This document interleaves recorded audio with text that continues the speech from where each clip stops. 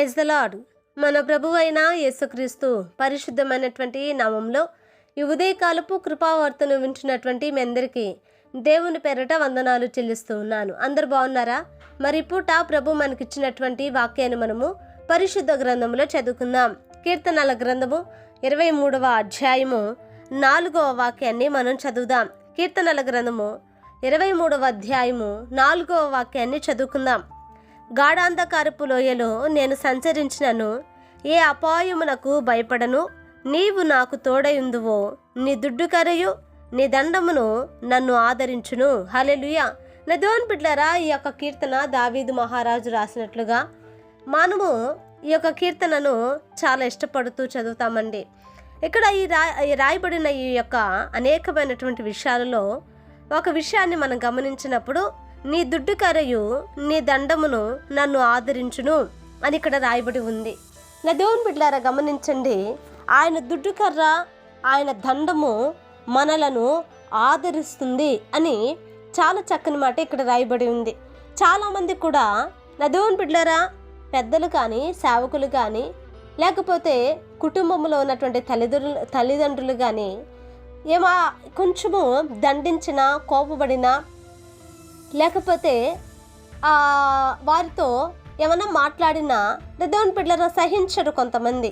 కానీ ప్రభు మనల్ని దండించిన ఆయన దుడ్డుకర్ర చేత మనల్ని ఆయన దండించినప్పుడు నా దేవుని బిడ్డలారా అది మనకు ఆదరణ కలగజేస్తుందని వాక్యం సెలవిస్తూ ఉంది.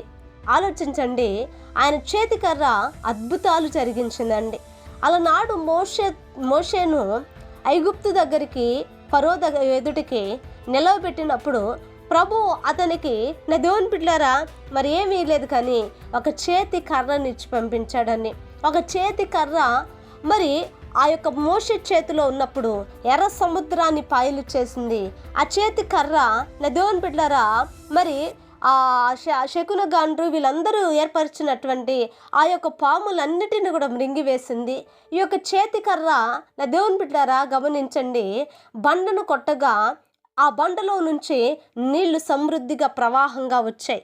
అంటే దేవుని యొక్క చేతి కర్ర చేత నా దేవుని బిడ్డలారా ఎన్నో అద్భుతాలు జరిగాయి, ఎన్నో మహత్కార్యములు జరిగాయి.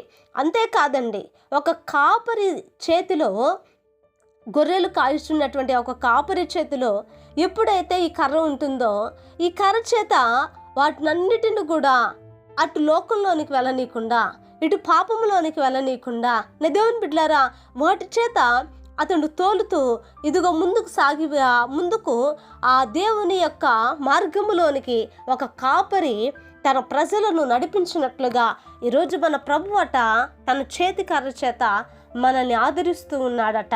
నా దేవుని బిడ్డలారా, కనుక ఆయన చేతికర్ర మనకు ఉండటము మంచిదండి. అది కోపగించుకోకూడదు, కానీ ఆ చేతికర్ర మనకు ఉండటం మంచిది.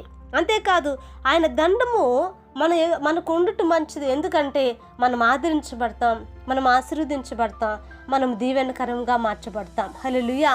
ప్రార్థన చేద్దామండి. మహాపరిశుద్ధుడైన మా తండ్రి, కృపగలిగిన దేవానికి వందనాలు.